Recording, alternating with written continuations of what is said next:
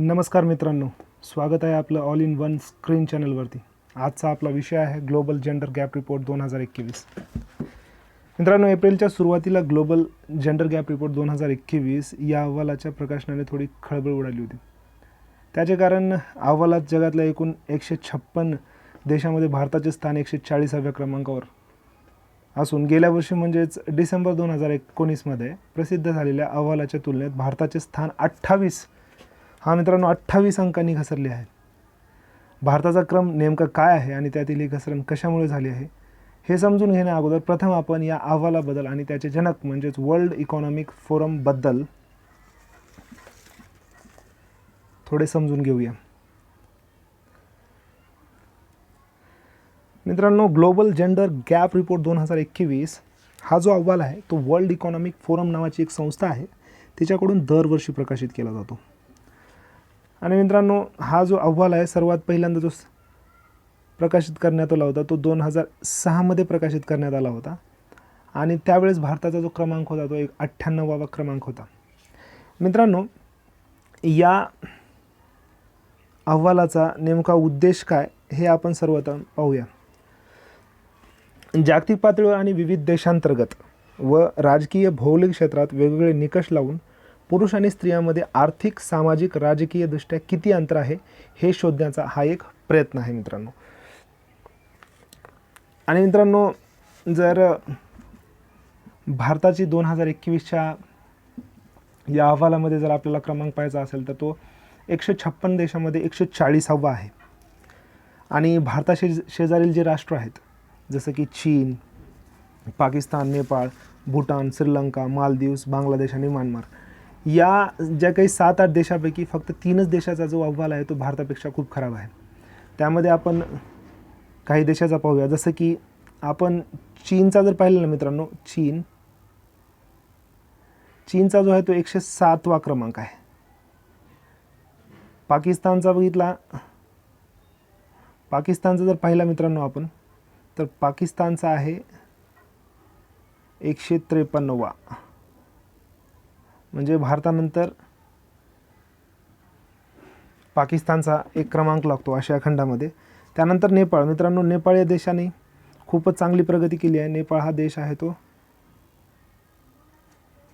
106व्या क्रमांकावर आहे.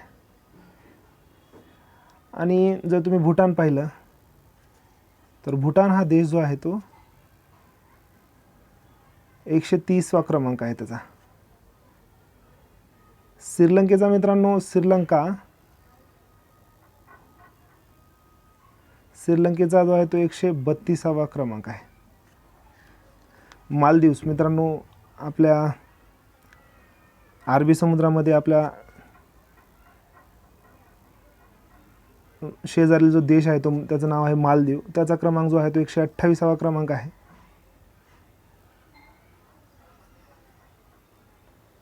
128वा क्रमांक आहे. बांगलादेश मित्रांनो, बांगलादेशचा जवळपास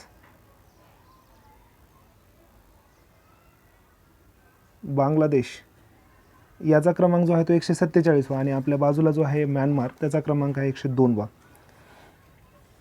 मित्रांनो, 2021मध्ये भारताची मागच्या वर्षीच्या तुलनेमध्ये 28 क्रमांकाने घसरण झालेली आहे. मित्रांनो, यावेळेस भारताचा जो स्कोर आला आहे, कारण जेव्हा ग्लोबल जेंडर गॅप रिपोर्ट प्रकाशित करण्यात येतो त्यावेळेस प्रत्येक देशाला जो आहे तो एक स्कोर दिला जातो.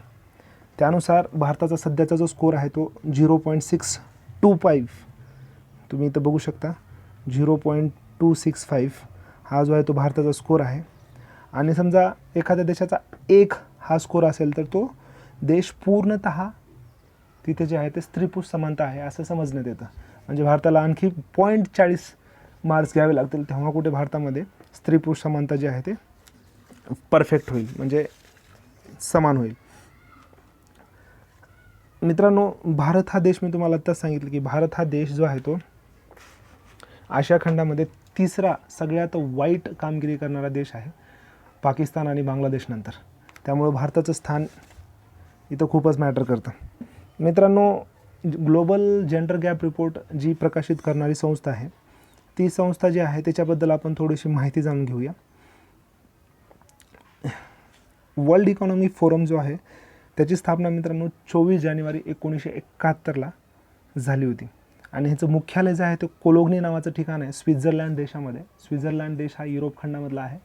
तिथं कोलोग्नी नावाचं ठिकाण आहे, तिथं याचं मुख्यालय आहे. आणि याचा संस्थापक कोण आहे तर क्लॉस श्वाब नावाचा एक व्यक्ती आहे, तो याचा संस्थापक आहे. आणि या संस्थेच्या स्थापनेमागचा उद्देश जो होता तो खाजगी आणि सार्वजनिक सहकार्यासाठी आंतरराष्ट्रीय संस्था, आणि याचे कार्यकारी अध्यक्ष जे आहेत ते क्लॉस श्वाब आहेत. ही वर्ल्ड इकॉनॉमिक फोरमबद्दल थोडक्यात माहिती आहे मित्रांनो.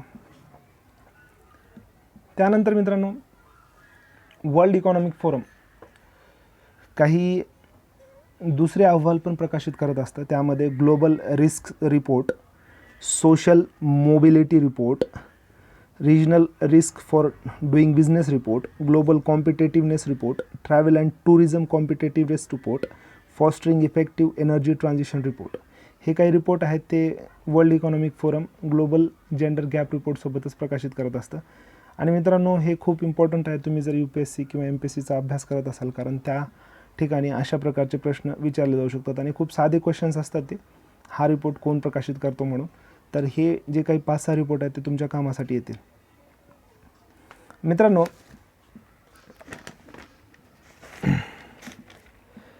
जे आपल्याकडं या अहवालकर्त्यांनी जे 4 प्रमुख निर्देशांक वापरले आहेत ग्लोबल जेंडर गॅप रिपोर्ट मोजण्यासाठी, त्याच्यामधला पहिला जो निकष आहे किंवा पहिला जो निर्देशांक आहे तो आर्थिक सहभाग आणि संधी. इथे पाहू शकता तुम्ही मित्रांनो, ही जी आहे हा पहिला निकष आहे, स्त्री आणि पुरुष यामधील अंतर मोजण्यासाठी ठरवलेले निकष, आणि त्यामध्ये पहिला जो आहे तो आर्थिक सहभाग आणि संधी. मित्रांनो एकूण कामकरी वयोगटातील स्त्रियांपैकी प्रत्यक्षात कामात सहभागी असलेल्या स्त्रियांचे प्रमाण.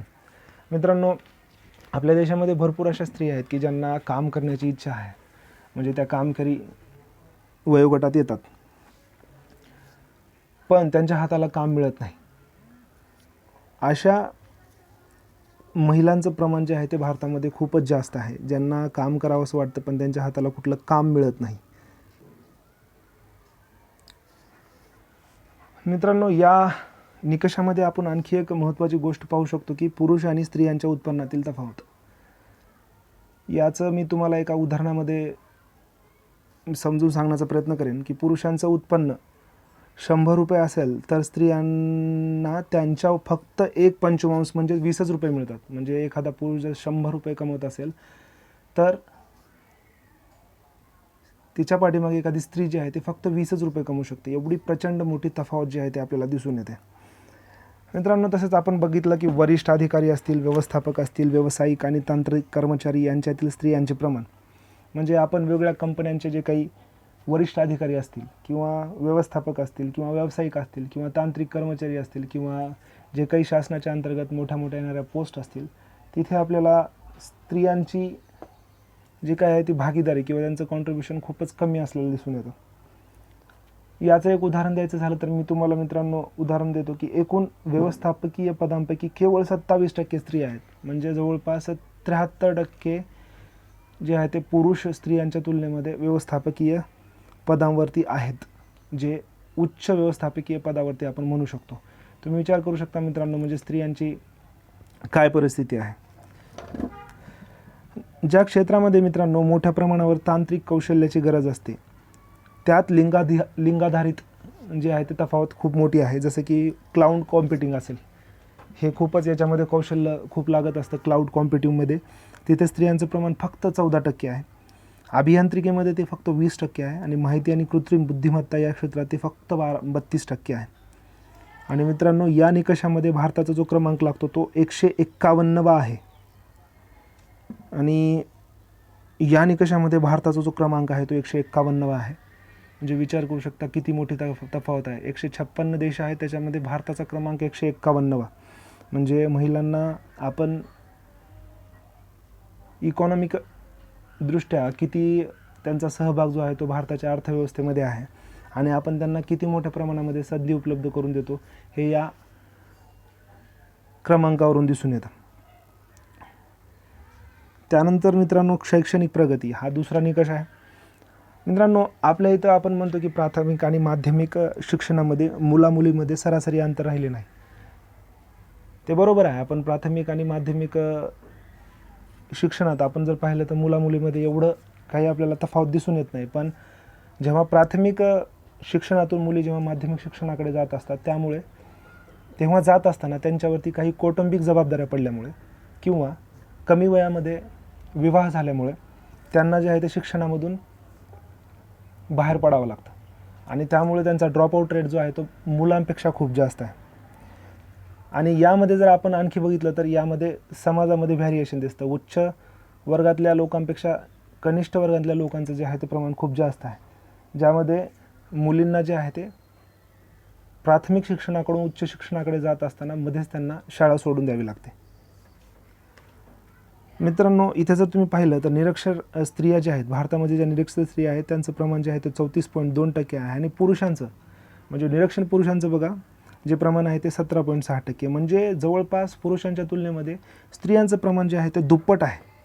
विचार करू शकता मित्रांनो, किती स्त्रिया ज्या आहेत ते भारतामध्ये निरक्षर आहेत, ज्यांना साक्षर बनवण्याची खूप गरज आहे.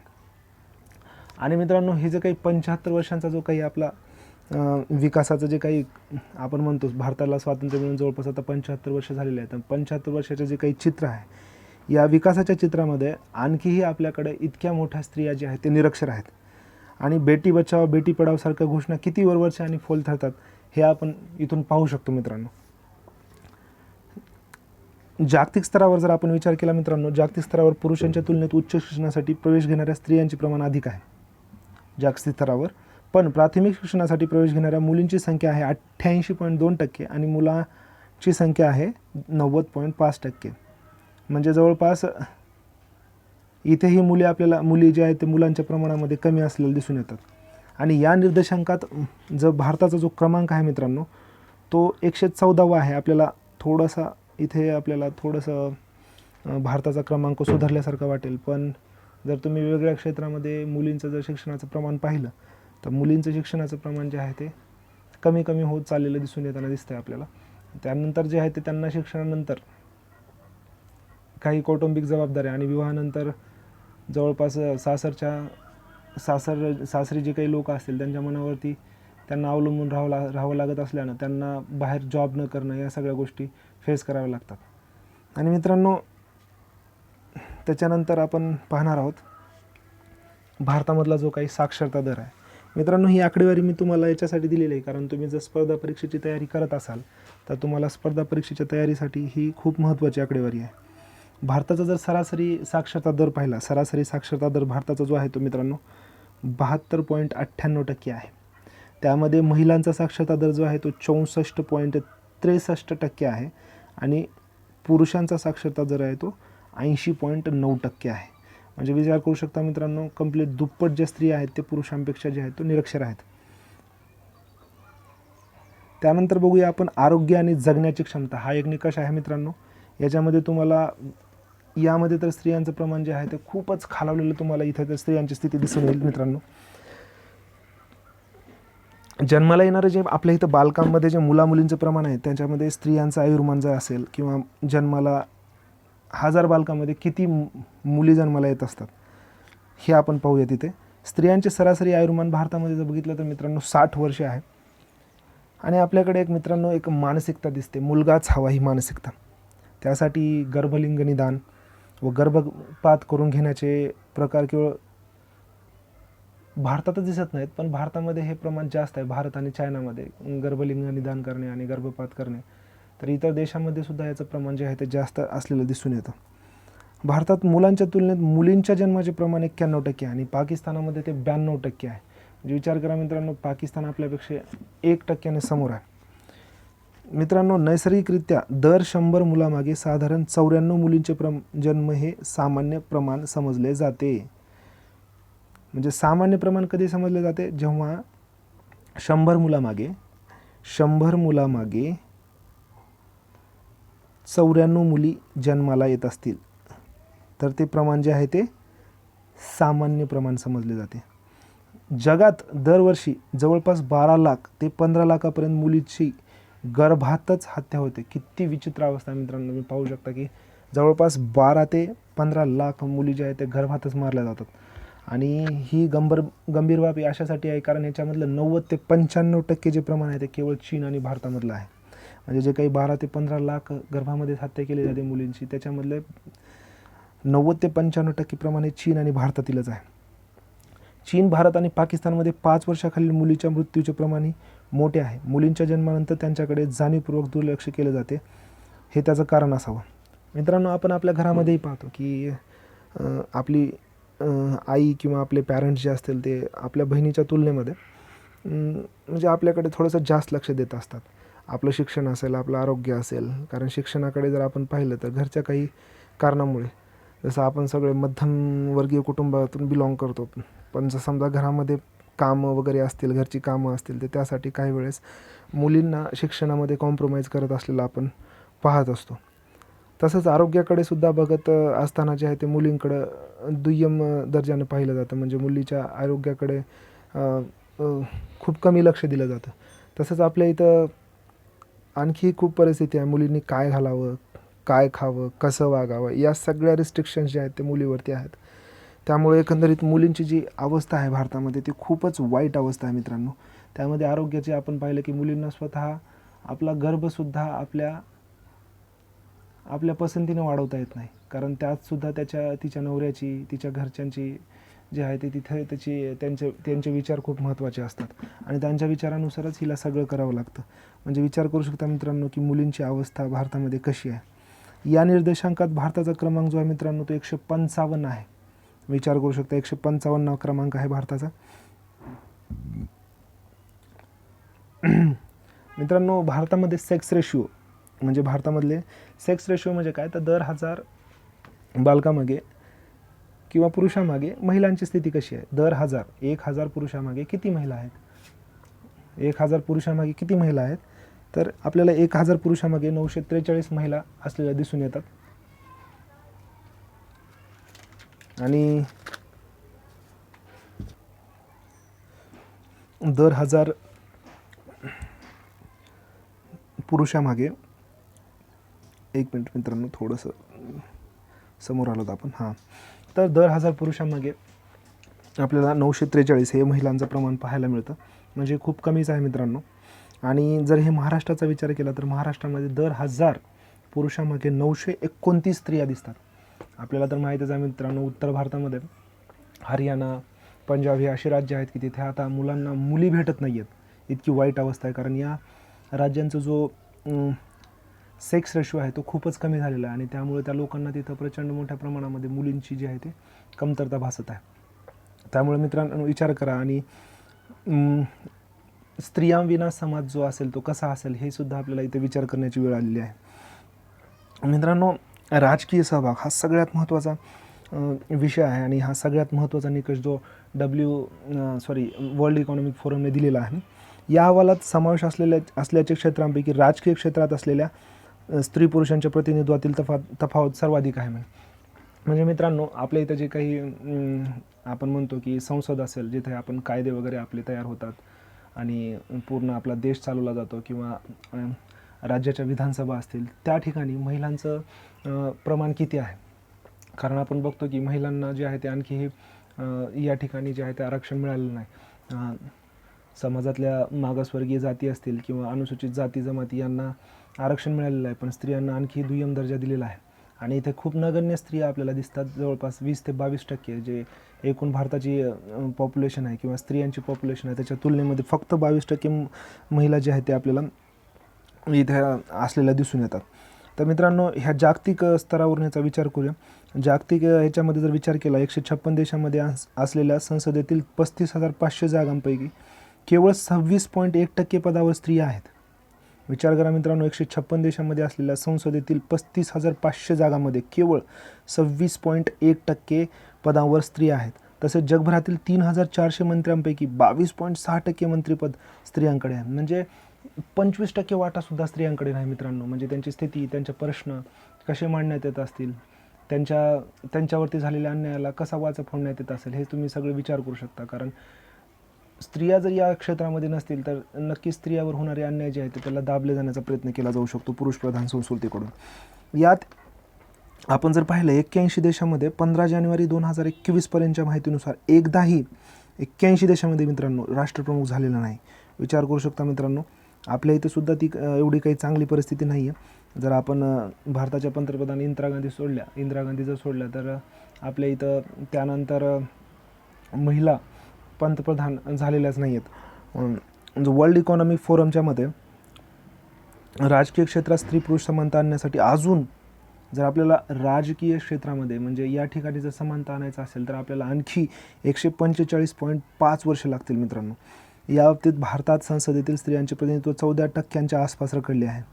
म्हणजे भारतामध्ये तुम्ही बघू शकता की स्त्रियांना जे आहे ते आरक्षण देण्याच्या संदर्भामध्ये कायदा आहे आणि तो कायदा जो आहे तो आणखीही तसाच पडून आहे. म्हणजे मागच्या सरकारमध्ये सुद्धा त्याबद्दल एवढं काही पॉझिटिव्हनेस नव्हता आणि ह्या सरकारमध्ये सुद्धा त्याबद्दल एवढा पॉझिटिव्हनेस नाही आहे. या निर्देशांकात भारताचा क्रमांक जो आहे तो मित्रांनो थोडासा चांगला आहे. 51वा क्रमांक आहे भारताचा, तुम्ही पाहू शकता इथे.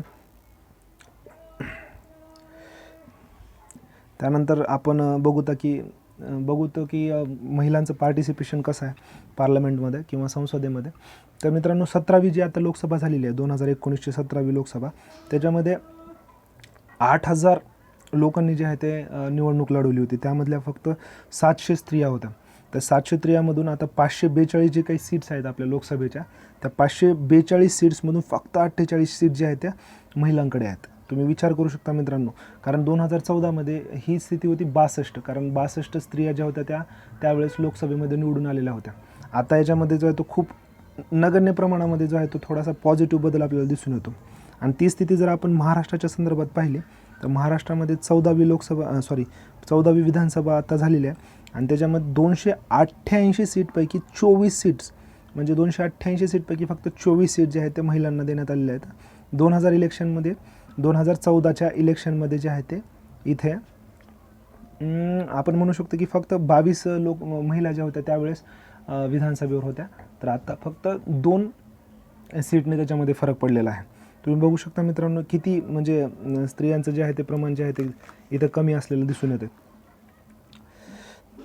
मित्रांनो स्त्री पुरुष समानता कमी केल्याने अर्थव्यवस्थेला झालेला फायदे. जर मित्रांनो तुम्ही नॉर्थ अमेरिका कंट्री पाहिले किंवा ईस्टर्न युरोप हे देश पाहिले किंवा आपण लॅटिन अमेरिकाचे देश जर पाहिले तर इथे प्रचंड मोठ्या प्रमाणामध्ये स्त्रियांचा जो आहे तो राष्ट्रीय उत्पादनामध्ये जो आहे तो हिस्सा असल्यामुळे त्या देशामध्ये प्रचंड मोठ्या प्रमाणामध्ये त्यांचं राष्ट्रीय उत्पादन जे आहे ते वाढत आहे. आणि मित्रांनो साहजिकच ज्या उद्योगामध्ये स्त्रिया प्रमुख पदावर आहेत त्यांच्या नफ्यात आपण वाढ झालेली बघत आहोत. अशा भरपूर ठिकाणी जे बघितलो आपण, चंदा कोचर ज्या होत्या त्या SBIच्या ज्या आहेत त्या हे होत्या चेअरमन होत्या, तिथे पण आपण बघू शकतो की SBIचं जे आहे ते मोठ्या प्रमाणामध्ये त्यावेळेस प्रॉफिट झालेलं आहे. आणि स्त्रियांवरील हिंसा कमी झाल्यामुळे पोलीस यंत्रणेवरील खर्चात कपात झालेला आहे. नक्कीच जेव्हा स्त्रिया ज्या आहेत त्या मेन स्ट्रीम मध्ये त्यांचा समावेश होईल तसं त्यांच्यावरती अत्याचारसुद्धा कमी होणार आहेत. कारण स्त्रिया जेवढ्या पॉवरफुल होतील किंवा एम्पॉवरमेंट स्त्रियांचं जेवढं होईल तेवढं त्याच्यावरती जे आहे ते अत्याचारही कमी होणार आहे. आणि त्यासाठी आपल्याला साहजिकच आहे ते सुशिक्षित समाज घडवावा लागणार आहे. आणि मित्रांनो याचा फायदा आणखी एक आहे की काम करणाऱ्या स्त्रियांची भागीदारी वाढल्यामुळे वृद्धांची लोकसंख्या जास्त असलेल्या देशांची अर्थव्यवस्था उभारी. आता तुम्ही चीनसारख्या देशाचं बघू शकता किंवा युरोपमधल्या देशांचं बघू शकता, कारण तिथं जन्मदर इतका नगण्य आहे, कारण ते लोक बिलीव्हच करत नाहीत की जास्तीत जास्त म्हणजे मुलं असावीत. त्यामुळं या लोकांचा जो आहे तो आणखीही आपण बघत आहोत की त्यांची देशाची अर्थव्यवस्था ही जे उभारी घेत आहे, कारण त्यांनी जे आहे ते त्यांच्या अर्थव्यवस्थेमध्ये स्त्रियांना खूप मोठ्या प्रमाणामध्ये स्थान दिलेलं आहे. तर मित्रांनो हेच आपल्याला इथेही करायचं आहे. आणि भारतामध्ये सुद्धा कशा प्रकारे म्हणजे जास्तीत जास्त स्त्रिया मेनस्ट्रीम म्हणजे मुख्य समाज प्रवाहामध्ये येतील आणि त्यामधून ते जास्तीत जास्त कॉन्ट्रीब्युशन देऊन भारताला समोर नेण्याचा प्रयत्न करतील, याचा आपल्याला प्रयत्न करायचा. आणि मित्रांनो त्यासाठी आपल्याला आपल्यामधली जी काही पुरुषी मानसिकता आहे, म्हणजे आपण जे काही पुरुष प्रधान संस्कृती मानतो ते आपण साहजिकच आपल्याला कमी करायचे आहे. कारण आपण आपल्या घरामध्ये पाहतो की म्हणजे सकाळच्या 5-6 वाजेपासून ते रात्री झोपेपर्यंत जे आहे ते स्त्रिया सतत काम करत असतात आणि त्यांच्या कामाचा कुठलाही मोबदला त्यांना मिळत नाही. आणि तरीही आपण त्यांना मोबदला न मिळत असल्यामुळं त्यांचं जे काही आपण म्हणू की छुपा रोजगार जो आहे, कारण त्यांना त्याचा कुठलाही मोबदला न मिळत नसल्यामुळं आपल्याला त्यांचं व्हॅल्यू नसतं. पण आपण जर एक दिवस जर असं काही काम करून पाहिलं तर आपल्या लक्षात येईल की स्त्रिया सकाळपासून संध्याकाळपर्यंत किती झटत असतात आणि कशाप्रकारे स्वतः जे आहे ते प्रत्येक गोष्टीला जे आहे ते आव्हान देत असतात आणि ते पूर्ण करत असतात. त्यामुळे मित्रांनो, आपल्या सगळ्यांचीच मानसिकता बदलणं हे खूप महत्त्वाचं आहे. त्यामुळे मीही तुम्हाला या व्हिडिओमधून हे सांगण्याचा प्रयत्न करत आहे की आपल्याला जे आहे ते या जे काही 4 निकष आहेत त्या 4 निकषामध्ये जास्तीत जास्त स्त्रिया, भारतातल्या स्त्रिया कशा सहभागी होतील आणि त्यातून भारताचा विकास कसा होईल हे आपण पाहण्याचा प्रयत्न करूयात. तर मित्रांनो, तुम्हाला माझा व्हिडिओ कसा वाटला त्याबद्दल नक्कीच कमेंट करा, लाईक करा आणि हा व्हिडिओ जर तुम्हाला आवडला असेल तर शेअर करा आणि प्लीज माझ्या चॅनलला सबस्क्राईब करा. धन्यवाद.